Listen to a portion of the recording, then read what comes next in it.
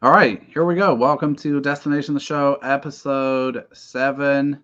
My name is JD Cameron here with Jeremy Nygaard. Jeremy, how are you? Do you I'm have the good. I'm step? good. Do How you are you have doing? this the seventh episode itch yet? After spending 7 whole hours with me, What would that itch be? Exactly. 7 year itch in marriage, right? I, Never heard of that before? no. Okay, let's move it along.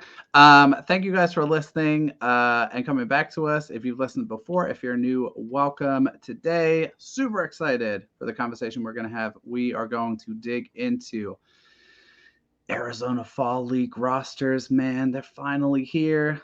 They've dropped. So we wanted to dig into those because it's kind of a logical end to the minor league season, even though there are still a couple of games and championship games being resolved. As always, we'll finish with some listener questions. Housekeeping stuff. We're on Twitter. Drop us a follow at TTS_pod1. Ways that you can support the show. Retweet us on Twitter. Download it. If you enjoy what you heard, we'd appreciate if you leave us a positive review on iTunes, Spotify, or your preferred podcast platform, and subscribe to the Twins Daily YouTube channel. Jeremy, are you ready for playoff baseball? I am. But we're not going to talk about too much playoff baseball, We're not going right? to talk about too much playoff Okay. baseball. Because we don't know anything really about what's going to happen in the playoffs. We don't, but that was something that I wanted to bring up with you on playoff baseball. So, Okay. like last week, we hit on a couple of topics before we dug into our main kind of running order, right? So, do you happen to be a subscriber to ESPN Plus? Yes, I do. Okay. Did you, by any chance, see an ESPN Plus article on MLB postseason and the idea of postseason pressure? I did not. Excellent. I was hoping you have been too busy with work to pay attention to this. So, ESPN Plus article. Here's the basic premise, right? So they assign points, postseason points, based on your futility, the futility of your organization in winning championships, Okay. in winning pennants, or Okay. in just generally winning in the postseason. Okay. So this was written last week when a few more teams were kind of still in contention, right? So the Padres are in there, and a few other teams that have dropped out. Where do you suppose the Twins would rank between like 1 and we'll say 15, because there were a few additional teams still in the race at this point. Where do you think the Twins would be ranked in terms of postseason pressure, with the team ranking first being the team like most under pressure to win in the postseason, the team ranked like 15th being the least under pressure? Well, given that they haven't really won anything for quite some time, I would assume that the pressure is pretty high. I mean, so Mm-hmm. you got to figure top. I would guess top five, but given that they aren't like a huge story, maybe a little bit lower than that, middle of the pack. I'm 7. I'm impressed. I gotta Okay, say, wow. I'm impressed. So they're ranked in at fifth, right? And so Okay. mostly the teams that were above them were teams that haven't won a title, because that was kind of like the trump card, right? So you got the Brewers, Texas Rangers, Seattle Mariners, all of which have never won a World Series. Padres coming in at 4 before they kind of were out of the mix, and then the Twins were in fifth place.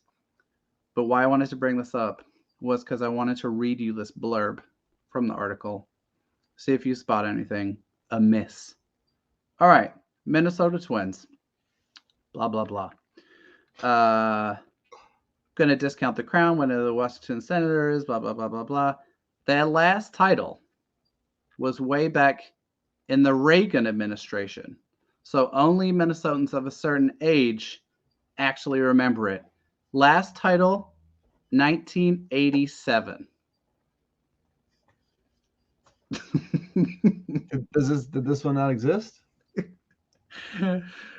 Literally saw this dude, and I was like, I don't like jumping on people for making a mistake because I write mistakes all the time, right? But I was like, the last thing the Twins need, in addition to an 0-18 current postseason losing streak, is having one of their two titles, the most recent one, erased from history by ESPN.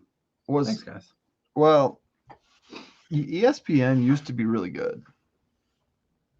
And the last 10 to 15 years, it's not been good. I mean, I remember reading I think it was a Badger basketball article a handful of years ago, and it was just not factual. Like, it's like, did someone Chat GPT could have written something better 15 years ago and it didn't even exist. So, I mean, it doesn't bother me too much because it was probably some no-name guy at ESPN that's replacing some big paid guy that they couldn't pay anymore because their content sucks. And so it all kind of makes sense. But the pressure is certainly on. Like, I was offended. The Padres, obviously they're going to miss, but I would say they would have had a lot of pressure on them to win. Mm-hmm. But the Braves, the Dodgers, like those teams have won, right? The Orioles, to me, they have pressure on them because they're going to go in as the greenest one seed with the worst pitching, right? For an elite team, anyway. They're going to have to take a week off, which I think the rust is going to mean something. So I get the Twins at 5, but I mean, it's hard to. People love lists. People love lists, and I just thought it was funny, man. I was like, come on, we need all the help we can get. And I don't want to sidetrack us too much because it is looking like we are going to have a playoff themed episode next week, which I'm super excited about if we can figure out when to record it. All right, second order of business before we dig into AFL rosters. This is like a today thing.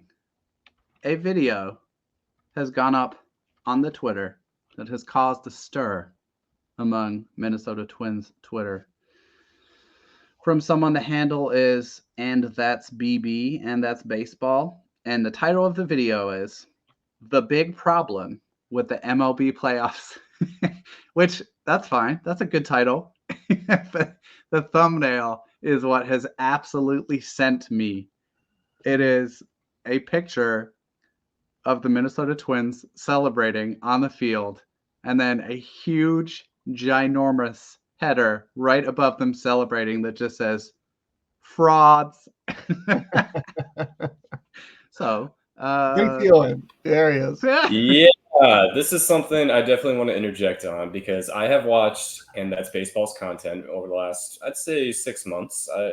When I was down in spring training, I got a little binge on his YouTube. And, he does some great content, but this is one, especially as Twins fans, but I think in general, where he just dropped the ball and it wasn't good. And what he put out there was definitely clickbait. Now, background on this guy, he's a bit younger than I am, and he is a Yankee fan.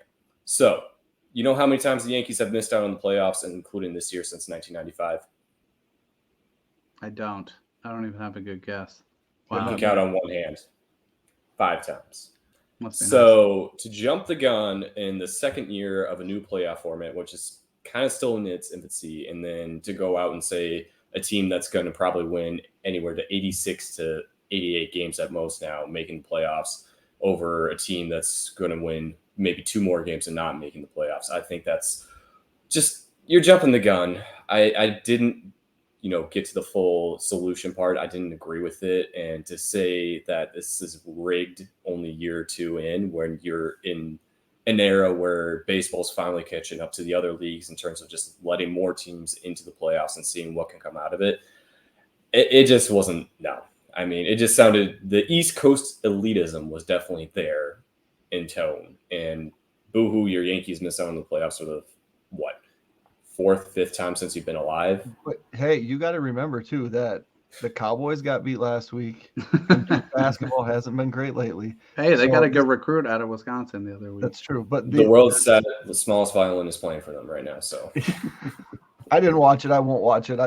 I mean, I saw it. I saw Tom freaking out, and I'm like, yeah, why is Tom freaking out? I think we'll let Tom handle. Our friend Tom Froman is going to definitely handle the big freak outside, but I think it definitely needs to be addressed. I want to say that this guy does still make some very great content. I would highly recommend his video on former MLB pitcher J.R. Richard.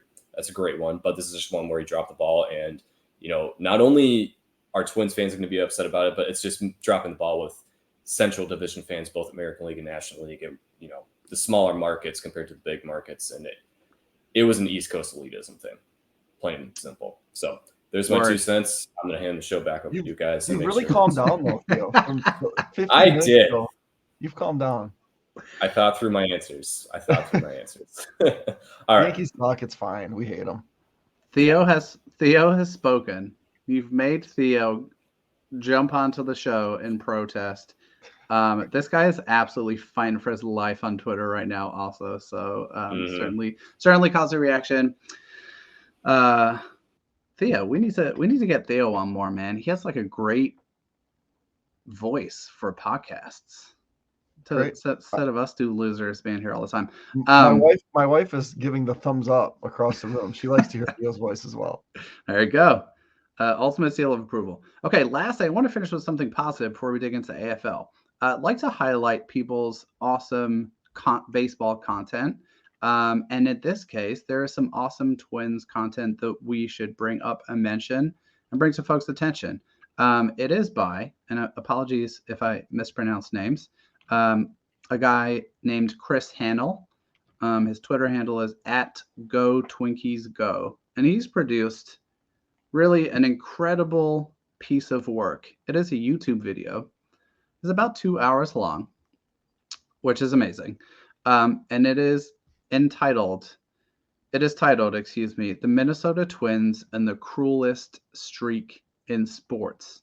And it details in great depth their current postseason run, what the actual odds of that are, and a ton of interesting and unique background about the streak that they're currently on. I have not sat down and watched it yet. I'm only about 10-15 minutes in, but it has been getting rave reviews. So if anyone wants to get themselves in the mood for playoff baseball, highly recommend that. Shout out to Chris for making something really awesome.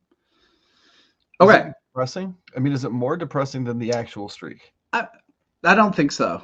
I mean, not so far. It's mostly like, and I'm just kind of starting to dig in, but it's more like additional context and kind of like helping to build your like incredulity about how such a thing is possible. So it hasn't spun me into any kind of depression that I'm not already in so far. Well, that's the thing. Like, if you lose every football game in a season, it's 1 year. It's it's like 8 months.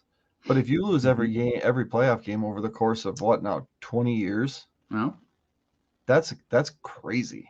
It is crazy. That is crazy. The streak has to end. It has to end sometime. Let's just hope it ends next week. Has to because end. another year of this is going to be unbearable. My God. Brutal. The absolute minimum bar is to win a game. More on that next week. All right. AFL time. We've been talking about this for like 3 weeks. Took a little longer than we thought for rosters to drop, but we're finally here. So what we're going to do is we're going to detail all things AFL for the Twins, Cubs, and Brewers. Talk about prospects who have been sent. Talk about some of our favorite prospects who have been sent. And just like highlight some of those guys. But I think before we do that, it's useful to start with some like level setting, some context setting, right? Because there might be folks listening to this that kind of know a little bit about the AFL, know what it is, but don't really know much about kind of the background of it or the purpose of it. So Jeremy, I'm wondering if you can give us a little background here so we can build some context before we dig into organizations and the prospects they sent. What the heck is the AFL and why should anyone be interested in it? Yeah, so the AFL started in 1992. It's a Major League Baseball thing. So it's not some other league. It's Major League Baseball's deal. 6 teams total, 35 players on each team. Each team is formed by a collection of 7 or 8 players from 5 major league teams. The inclusion is by invitation only, so it's not like you're assigned there. In fact, there was a couple years ago that a pretty prominent Twins prospect was actually invited to the AFL and turned it down. And I believe I remember who that is, but it's something that wasn't really ever talked about. But yeah, you can invite 7 or 8 guys. I think that the 8th guy has something to do with having a catcher. And so the league runs from after the World Series into the beginning of December. Teams play 30-ish games, and it's considered kind of the final touch for a lot of players, some coaches, umpires, league personnel even kind of does that as kind of the last thing. And I think it's become something too where teams like to use it as they are faced with roster decisions. So it's kind of a collection of higher end prospects, like a AA type level, where you get to do one final thing here before the winter starts. And certainly you're seeing what you have in your own players, but it's also a time where you're able to scout other players around the league as well.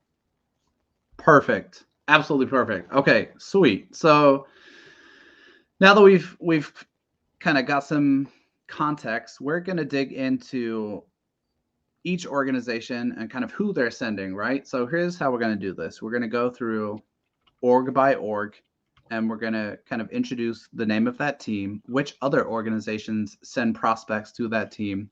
We'll start by just like listing them off straight up, and then we'll also mention if there are notable prospects on that team outside of the org that we're talking about, because there are plenty of interesting prospects going to this thing.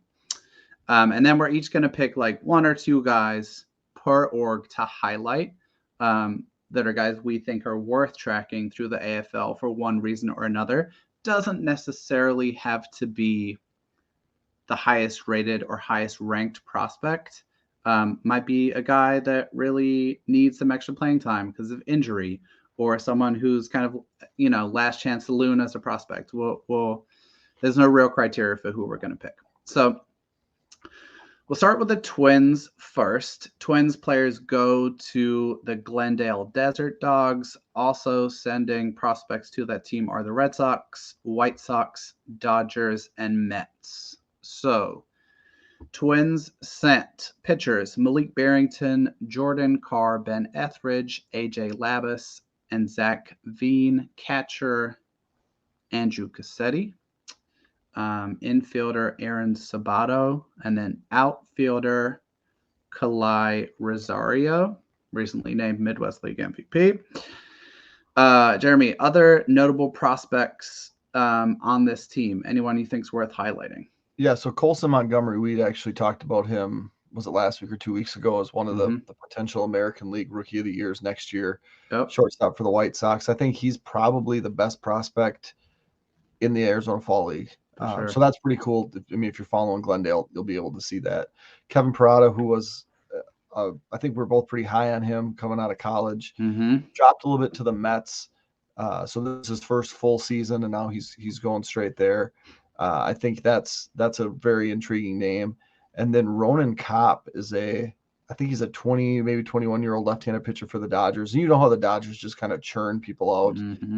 A name that I think if the Dodgers are looking to buy, that this might be an arm that starts to pop up on people's radars. And maybe he's a Dodger next year, but at least what this is it's certainly exposure for him around the league. Nice. Yeah, there's definitely some really intriguing guys. Colson Montgomery, totally agree. Probably the best prospect in the whole thing. Some interesting names on that team for sure.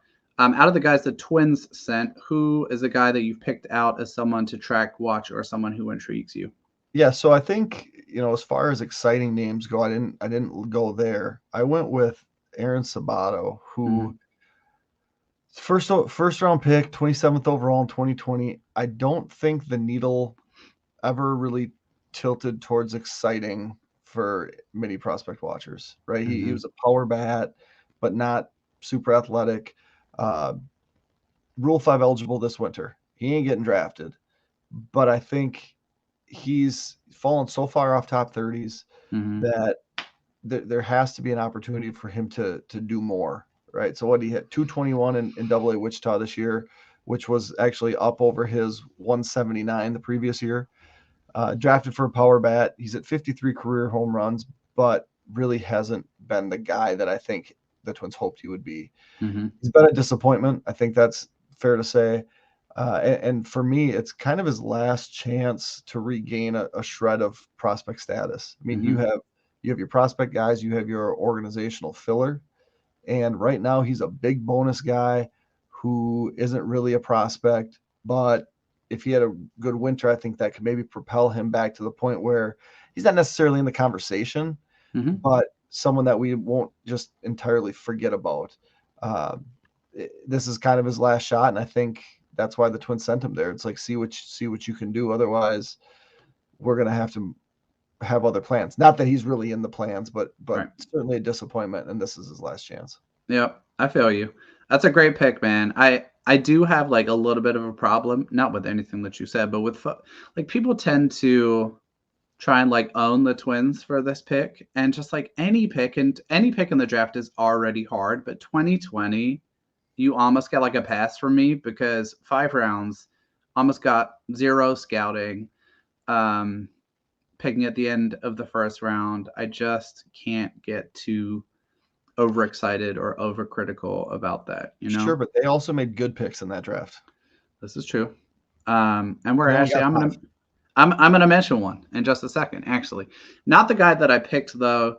My guy is gonna be Andrew Cassetti, 2022 draft 11th round pick. I think he's a great example of the Twins drafting in the mid to late rounds and finding something really interesting, right? So we've talked a ton about the 2022 Twins pitching draft class, but I think Cassetti's worthy of attention. He's an older prospect at 23, but he's hit his way through 2 levels, through A ball and high A in 2023. Combined across those, 287, 426, 534 with a 960 OPS and 15 home runs. Here's the intriguing thing for me. I mean, that's an impressive triple slash. That's an impressive offensive output. 42 walks in 60 high A games, right? And as a catcher, that's the kind of thing that's like a really interesting value add. And I think we've talked a decent amount about the Twins like to take pitchers that have this one unique trait. There's also a trend that their catchers that they've taken recently have, you know, an additional skill that's kind of intriguing beyond the catching. And I will also add that I think it's kind of long been considered as a position of organizational weakness, right? But there's actually some intriguing catchers in the Twin system. You got Cassetti, you've got Noah Cardenas, and you've got Jair Carmago at St. Paul. All of those guys have an offensive tool of use, either getting on base or power in Carmago's case, in addition to being catchers. My quick honorable mention would be Kalai Rosario. Also, I believe he was a fifth round pick, the Twins' final pick in the 2020 draft. He was just named MVP of the Midwest League. An insane year. 118 games. He had 21 home runs, 831 OPS. How many strikeouts do you think Kalai Rosario had in 118 games? Less than Emmanuel Rodriguez. 157. 157. So there's strikeouts there, man. There's swing and miss. There's some interesting times in the outfield with the outfield defense sometimes, but the power is bananas. He is a very entertaining player to watch. Had an incredible season at Cedar Rapids. Okay, let's move on to the Cubs. The Cubs send players to the Mesa Solar Sox, as do the Orioles, Astros, Athletics, and aforementioned hated New York Yankees. The Cubs sent pitchers Nick Hull, Chris Katchmer, Adam Lasky, Jose Romero, Tyler Santana, infielder James Triantos, and outfielders Alexander Canario and Kevin Alcantara. This has to be the pick of the 3 orgs that we cover in terms of caliber of talent being sent. Notable prospects from other orgs: Max Muncy Jr., little brother, from the Oakland A's. Royber Salinas, a pitcher from Oakland, and Miguel Ulola, a pitcher from Houston. So Cubs, very interesting set of players that they sent and caliber of prospects. Who are you tracking of the guys that they sent? So the name that stuck out to me was James Trianos. He's a younger infielder in that system, and I'm curious to see how his bat plays against older players. And so he's a top 10 prospect in the Cubs system. Lacks a home defensively, played some third base, kind of has settled at second base, but it's hard in that system because Swanson's not going anywhere. Matt Shaw's going to have to move, and I think Matt Shaw being a second baseman is probably most likely. Obviously, the designated hitter being a thing in the National League kind of expands people's potential to stick without having a spot. But he's very young. He's got very, very good bat to ball skills. So 39 strikeouts and 35 walks and 317 at bats. Wow. Not a power hitter yet, but I think as he gets older, we're going to some of that because that's typically what happens. And so just another guy, with thinking about talking about the Dodgers pitcher, when you have some depth, if you can show that you have value, you're certainly helping your team out because that's a prospect, but you're also helping yourself out because there might be a want for you if you go to the AFL and get things done. For sure, that makes sense. And I mean, being top 10 in the Cubs system is no joke. We talked a couple episodes ago about how they're at least top 10 and more likely closer to top 5 in terms of farm talent as an org. Spoiled for choice with the Cubs, man. I'm gonna go Kevin Alcantara just because Alexander Canario already made his debut in the majors, so maybe a little more well-known. Not that Alcantara isn't. He's 71st overall prospect on MLB Pipeline. Righty outfielder, listed as 6'6", 190. That's amazing in itself. 21 years old, ended the season at AA across 3 levels. In 2023, hit 284, 345, 465 with an 810 OPS, 13 home runs, 15 stolen bases. Pretty much above average in every tool. Like I feel like he's like a 55 at everything, except maybe the hit tool. Came to the Cubs in the Anthony Rizzo trade with the Yankees. It's a good return. It's a good return, and I think like it's worth pointing out, right, that the Cubs have done really well in these trades. Like we talked about PCA when he made his debut, even though he's still languishing on the bench on previous episodes, and how he was trade return. The Cubs have really bolstered their system when they've been sellers. Good defender, good arm. I'm just envisioning a future world where PCA is in center and Kevin Alcantara is in right field, big arm. So he's obviously super tall, 6'6", so can he keep his swing compact? A ton of tools and upside. Exactly, I think, the kind of guy you want to see like tested in the AFL. Someone that's got their feet wet at AA. I like that the Cubs are kind of being aggressive and getting him extended time so that he can contribute, hopefully, at the major league level sooner than later.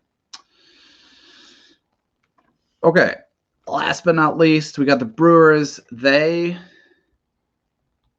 send their players to Surprise. The Surprise Saguaros. I don't know what that is. I think it's a cactus. Any idea? I mean, we don't live anywhere near desert, and all these things seem to be desert related. So it's something that wouldn't survive here in the upper Midwest. If you know what a saguaro is, you should let us know. Probably should have looked that up. Also sending players to Surprise.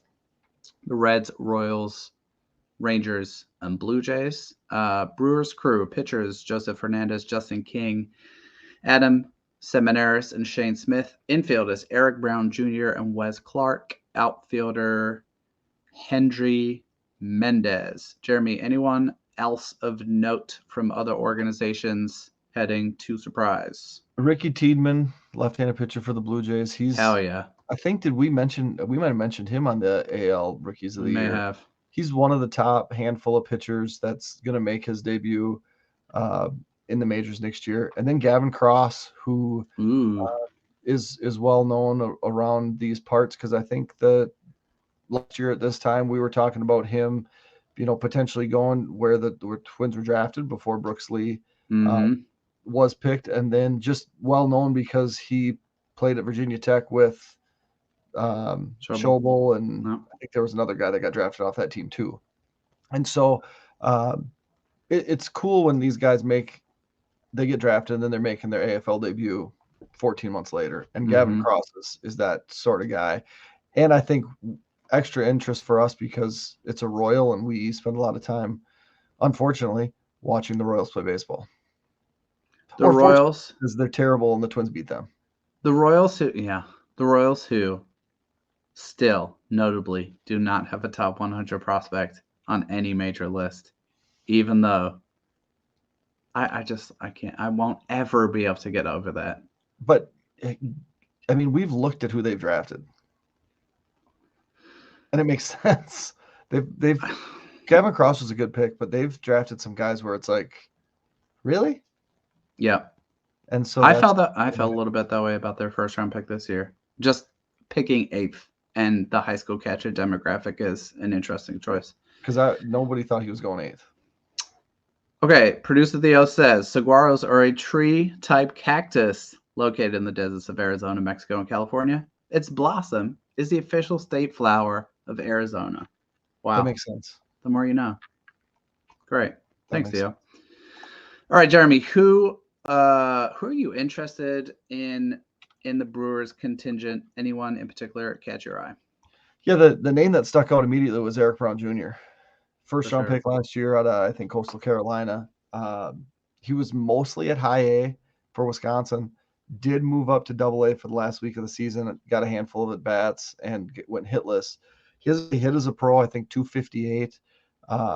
Hasn't shown a whole lot of power, slugging 381, but he's drawn enough walks that he's gotten on base almost 37% of the time, and he's 58 for 65 in stolen bases, which nowadays we're going to see more and more and more. Like, the fact that teams didn't steal more stolen bases this year is confusing to me, but we can talk about that at a different time. The Brewers have a lot of shiny prospects. We've talked about that. And I think Brown's shine has worn off a little bit. But this is a first step to maybe build this back up. And so I think all of next year will be in double A. But you're looking at someone that can be either, a catalyst for your offense and do all those things. And if he's not quite that good, fill out like an 8 or 9 role at the bottom of your lineup and be a problem. And so I think, the ceiling, the high water mark would be to be that shortstop offensive catalyst. The low water mark is to be a troublemaker at the end of a lineup. So I think there's the range of outcomes is high on him, but it's certainly too early to give up, given that, like I mentioned, 14 months after being drafted, and he's going to play against some of the best prospects in baseball. Yep. Love that pick. Definitely would have gone for him if you had not. I'm going to give 2 names. Brewers Crew, I think. Maybe I'm being unfair. I found the Twins list a little underwhelming. I think it's fair to say the same about the Brewers, right? When you at least when you stack it up against the Cubs list is just absolutely light years apart. But let me dig a little into the depths on the Brewers guys. Hendry Mendez, an outfielder at high A Wisconsin, lefty, 6'2", 175 pounds ish, signed for $800,000 for the Brewers in international free agency in 2021. And the reason that interests me is I feel like we've talked a lot about this, about how these teams, a number of teams, including the Brewers and Twins, like to occupy this kind of middle ground in international free agency, right? Where they're not going to get the like $4 or $5 million guys. They're going to live in this kind of like $750 to $2.5 million range and try and snag 5 or 6 of those guys because you have a better chance of winning the lottery that way. So check this out. When he debuted in the DSL, he had 65-ish plate appearances. Guess how many times he struck out? Less than Emmanuel Rodriguez. No, I'm for real. Need you to guess. 65. So 10%. Let's say 6. Two strikeouts. It's impressive. 2 strikeouts. Absolutely wild. Ran a 15% K percentage in 2022, which was, I think, top 5 or top 6 or top 10 in all of A-ball. Pretty impressive. Numbers at high A this year. 236, 307, 326, which is not that impressive of a line, but 8 doubles, 2 triples, 3 home runs. The numbers don't pop, but How old? Here's why I want to get to that. He's 19. That's impressive. And a trap that we fall into, including myself, I think often, right, is we're just looking at the outputs of some of these guys without thinking through the kind of age and development curve. This guy is in his second full professional season, and he's the age of a college freshman, and he's putting up respectable numbers at high A. 6'2", 175. There's still projection there, and so I just think he's a guy. Maybe there's nothing there, but he's a guy with some solid tools, some upside. There's an interesting approach there, at least. Hits the ball on the ground too much, so he needs to work on elevating it. But that's the kind of guy I think that in the AFL, you often kind of look up one day, right, towards the end of it, and you're like, who was that guy and where did he come from? This is the kind of guy that makes that leap. And the Brewers don't send him just to send him. Right. Right. I mean, they have some dudes.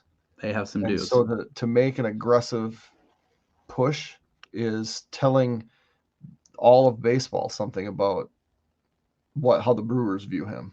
Yep. 100%. Yeah, that's a big deal.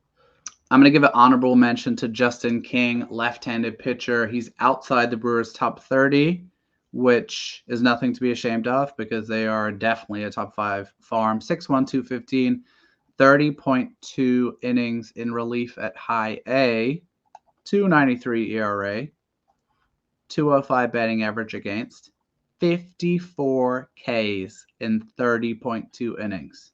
Insane. Anyone he doesn't strike out, he walks. So that's the thing to work on. But just another guy, man. The Brewers are just having an absolute embarrassment of riches in their farm system right now. And if you're a Brewers fan, I'm a little jealous. They've never won a World Series, Jamie. The pressure. You do, however, have more pressure points than anyone else entering the MLB playoffs. All right, so that'll wrap it up for AFL rosters. Hope folks enjoyed that kind of overview and some prospects to pay attention to. Now, the nice thing is we'll be able to continue giving updates as we get started and up and running here. As always, we are going to finish with some listener questions. Thank you guys for sending these in every week. We really appreciate it. Enjoy all of these kind of interesting points of discussion that you come up with. So the first one, dang, I didn't write down who these are from, so that's absolutely my bad. Terrible prep. Disgraceful. Unknown friendly Twitter question asker. What would you consider a successful season for the Twins' 2023 draft class after the minor league season wraps up next year? So you can take this any way you want it. What's a good year for you for the 2023 class? So when I read that question from Josiah Waldner, because Theo's on top of things, at the end of the year, for me, it's pretty simple. If Walker Jenkins is a top 10 to 20 global prospect, successful season for the whole class. If Walker Jenkins is outside the top 75, black eye for the entire class. Something went extremely wrong, and very few things could make this a successful class if that happened. Mm-hmm. Outside of him, you're looking for a guy, maybe 2 guys, but if the questions are going to be like, how did Soto look? Like, did he throw more than Raya did in his first year? Is he healthy with a pitcher? Is he healthy? How high does Keishel move up? Because he was impressive in a cameo. Sure. But is he going to be a top 5 or 6 organizational prospect? He moved above Tanner Schobel. Like, could he be in the mix in a year and a half? Tanner Hall, who I think is going to open some eyes, and Dylan Questad. Like, what do they give you? You know, we're gonna be spoiled because the last draft class, the pitching was so good. It was so good. And it's like anything short of that is going to be like, wow, this year's pitch is not very good. Yep. But anything, all of that, it's all secondary to Walker Jenkins. If he's a top 10 prospect, successful draft, great job, Twins. You stuck to the top 5 guys. You got the guy. Mm-hmm. And I think it's that simple. Fair. I'm going to give a couple of different angles just of things that I'm looking for next year. And the number one is like absolutely eye roll inducing, but it's also true. No major injuries. No blown out arms or season ending injuries is what I'm looking for. That's first and foremost, number one. I can't lie. I cannot wait to see Charlie Soto pitch because the intrigue, right? The combination of like youth, arm talent, where he was drafted. Really, really interested to see how he does. So that's one that's interesting to me. And then I think another thing I'll mention that I tend to track with prospects is we as like baseball consumers often tend to like check up on prospects sporadically, right? Like, oh, I wonder how blah, blah, blah is doing. Let me go check out his line, or what his kind of outputs are, whatever level he's at the current time. One thing I'm going to be tracking closely is player splits month to month, especially as they move up levels. Tanner Schobel moved up at the end of the season to Wichita and struggled. Fine. I'm going to be interested to see how April, May, and June go for him next year. Marco Raya moved up to Double-A and had a horrendous couple of starts. And then suddenly something clicked and he figured something out and he started dominating again. So I'm going to be looking at guys' performance month to month, especially after they're promoted, and just trying to set the expectation that like when a player moves up, it should be hard. It should be an adjustment for them. And you should expect to see them fail much more often when they move up. Development is not linear, and so we shouldn't treat it that way. Second question, final question for today. Oh, hello, there's the dog. Is that our next guest, Jeremy? Second question, courtesy of fellow Twins Daily writer, Cody Schoenman. Apologies if I mispronounced your name, but I think I got it. Do you think, this is an interesting one, do you think a center field platoon of Deshaun, Kersey, and Austin Martin could work for the Twins in 2023? Thoughts? No. I think Go on. 2024, right? Theo's like, I think that should be 2024. No, 2024, my bad. So, no, because the Twins are expected to repeat in the Central, right? Everybody expects the Twins to repeat in the Central. And you're only doing that with a first division regular, right? Byron Buxton, first division regular. Those guys, they ain't it. At least not next year. Now, Buxton is going to have to be back, right? He's going to have to be back. Like I didn't read the Lavellian article. I didn't really see it because Lavelle blocked me, but wait. Blocked you? Yeah. That happened. Well, I said odds on who was going to break a Twin story, and I gave him not great odds. Oh. You know who broke the story? Who? Not Lavelle. Oh. So harsh. Anyway, the contingency plan is going to be a Michael A. Taylor redo, a Willie Castro can do it type thing. You can't go into the season with two guys who have never played a lick of Major League Baseball as your starting center fielders as a platoon, unless you're the A's. If you're the A's, you can do stupid things like that because you're the A's. You're terrible. Nobody cares. Nobody's watching. That's sad. Now, could Austin Martin be like a contingency plan for the backup? Sure. You know, I will say it forever. I think Royce Lewis should be a center fielder. I mean, now he's kind of proven he could be at third base. But I think Royce Lewis in center field makes a ton of sense. I think Austin Martin could be the utility type guy that could play a little bit in center field, and also, you know, maybe play some second base. And I think Deshaun Kiersey could be a Gilberto Celestino clone type player with options remaining, who's 4 miles away in St. Paul. Like, I think those are all realistic things for 2024. But if you're going to try to win the Central, and you have to, at least to start the year, it can't be an option. Now, if things go really, really poorly and the Twins start selling and you get to July 31st and those are your center fielders to end the year because you're 30 games below 500, sure. Like, I think that would be something that you could look into. I just don't know that you can't go into a season thinking you're going to be a playoff team with complete inexperience at center field. More than fair. I definitely agree.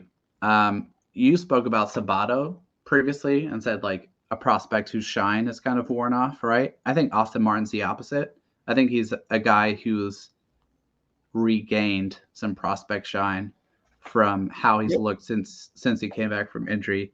And I agree. I think like there's absolutely a role for him because he has a really interesting skill set. He can run, he gets on base. I don't know if there's a clear defensive home, but I do think he figures somewhere on the roster, but agree absolutely not as a starting center fielder. I think Kiersey struggled when he moved up to St. Paul. He was repeating Wichita this year. So he's going to need to show an extended period of success for the Saints at the beginning of 2024 in order to start to, you know, apply pressure for that kind of backup outfielder, utility outfielder, speed guy that's kind of like the Stevenson role, or like Willie Castro if Willie Castro hadn't been incredible this year. Right. And Austin Martin certainly figures into the future of the Twins. And like you mentioned, he's put himself back there. When the Twins were going to trade Berríos and the Blue Jays were a suitor, the fact that, like, I remember being on Twitter and people saying there's no way they trade Austin Martin. I thought Austin Martin was the best player in that draft. Yeah. And he hasn't developed the way that we hoped he would develop. But there's certainly a player in there, and we saw it, you know, in spurts. Like you said, where does he fit defensively? Where would you fit him defensively? Not in the infield is my answer. So center field's got to be the answer, but more like a Swiss Army knife, super utility. Yep, could play it all, and Rocco loves those guys. So you're going to get a chance to play regularly if you're doing it. And the thing that's true about that this year for the Twins, like, it's worked. Like, easy to rip on any team for their free agent signings or their depth pieces that don't work, but almost all of the like Farm has been fine. Willie Castro's been incredible. Solano's been great. Great, yes. Like, uniformly, the Twins have had success there. So we'll dig into Austin Martin more as we go down the road here. I think that will do us for today. I want to finish by thanking y'all for listening. Ways you can support the show: download us, retweet us, interact with us on Twitter, follow us on Twitter at DTS_pod1.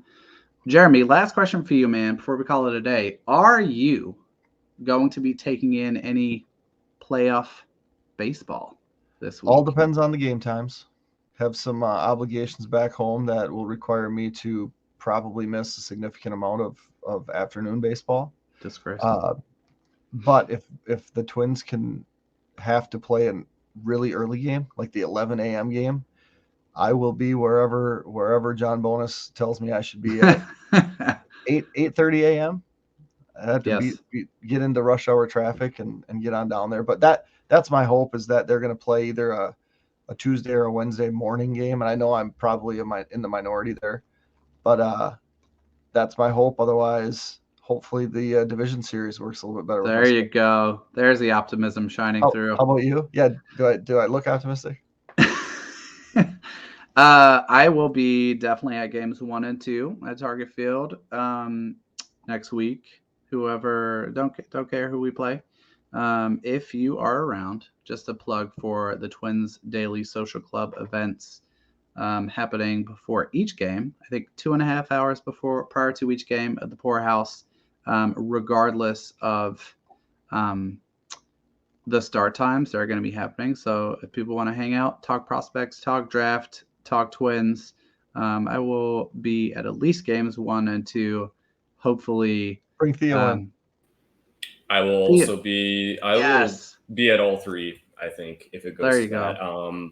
Like you guys were saying, Poorhouse, whatever, 2.5 hours till start time. I think there will be watch parties for those who cannot attend any of those games. So maybe Jeremy, if it is a 10:30 start time, you can still hang out and leave the watch party whenever. That's an alternative option. But I know John. I have tickets. I just don't know if I'll be able to use said tickets. Okay, fair. Also, I know John is probably going to have some of us on for Q&A each day, so we will probably have that going. So if people definitely want to get the best prospect knowledge from Twins Daily people, these are the 2 guys to do it, because I cannot. As good as my voice sounds, I cannot put in the same depth of knowledge as these guys can when it comes to prospects. Come hang out. It should be fun. Looking forward to playoffs. Just got to win a game. That's it. Next week, don't know when we're going to record, because we're going to be in the thick of Wild Card Series. We are hoping to drop an episode, and we are hoping to have a playoff-themed episode next week, focused on rookies and each org's young players and their contributors heading into their playoff series. So stay tuned. We will figure out when we're going to be able to do it and let you guys know. And that'll do us for today. Thanks so much for listening. Thanks for supporting the show. Hope everyone has a great week. See y'all later. Take care.